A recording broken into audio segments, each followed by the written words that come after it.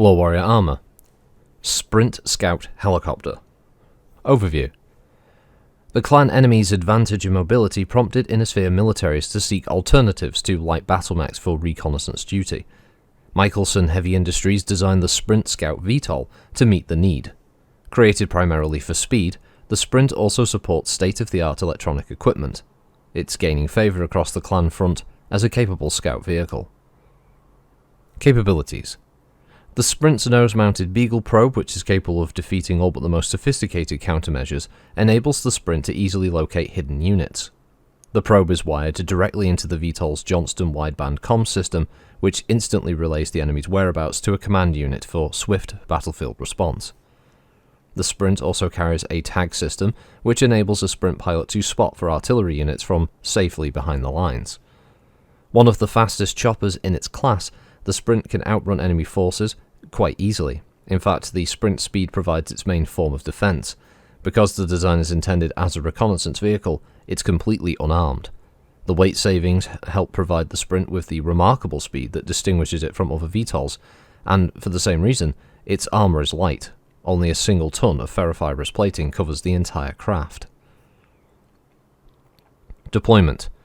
The Sprint was designed in 3052 as a support vehicle for units facing the clans. Originally deployed with Federated Commonwealth forces, large numbers of the VTOL have recently been sold to the Draconis Combine military. The Sprint can now be found in almost every garrison unit on the borders of clan-held space. Variants.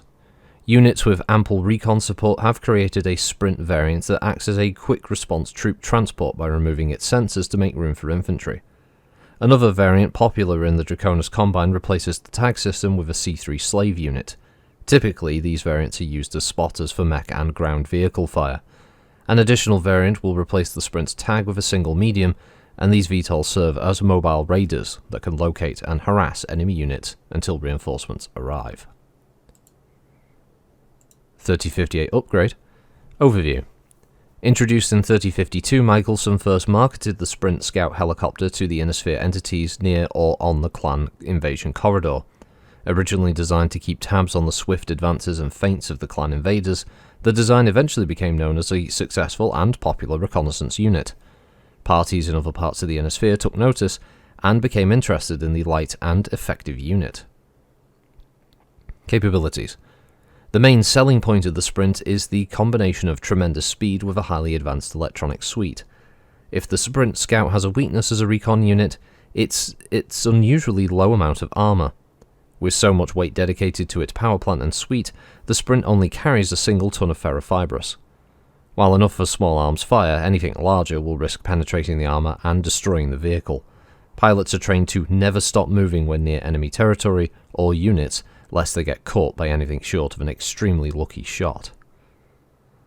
Deployment. Use of the Sprint has spread throughout just about every Innisphere faction that uses VTOLs for reconnaissance. Those who invest in the standard model often pair it with artillery batteries, or in the case of units using semi-guided LRMs, a lance or more of missile carriers. During the FedCom Civil War, commanders on all sides used the Sprint's spotting capabilities to watch for unexpected pushes and to pull off ambushes on the enemy patrol. Flying extremely low to the ground near enemy formations, the Sprint would use its probe to collect information and relay this information to waiting artillery batteries. Right before the barrage would arrive, the Sprint would rise up and use its tag laser for accurate attack before quickly retreating back to prepare for another flyby.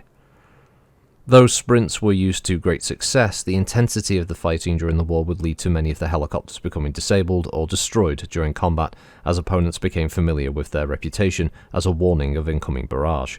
Some conservative commanders, worried about losing veteran pilots, began holding the helicopter back behind the front line in a high-altitude, high-visible position. This allowed a safer spotting position for the indirect and less effective bombardments. These commanders released their Sprints for more daring, dangerous operations only when absolutely necessary. Variants. The Sprint Scout comes in several variants, all designed to take advantage of its speed. Sacrificing the tag, the Sprint can carry either a medium laser for combat or a C3 slave for improved tactical spotting capability. A fourth version for emergency rapid infantry deployment gives up both the tag and the Beagle probe for cargo capacity. A new modification has recently been introduced and is made available by both Comstar and Word of Blake, a pure tactical spotter The Sprint Scout C model replaces the Beagle probe and target acquisition gear with C3 improved. Both Comstar and Word of Blake have attempted to negotiate for exclusive purchase rights of this variant, but neither have been successful to date. Notable crews: Jerry's Boys. Originally a group of travelling stunt pilots, the six-man team turned mercenary unit, when business dried up shortly after the start of the FedCom Civil War kicked off, saw an opportunity to show off the full capabilities of the Sprint Scout. Michelson Industries helped finance the purchase of 6 helicopters for the unit, and working for both sides during the conflict, Jerry's Boys used their extraordinary pilot abilities to avoid detection and enemy fire both before and after tagging their targets. Only 2 of these sprints ever went down during the entire 5-year conflict.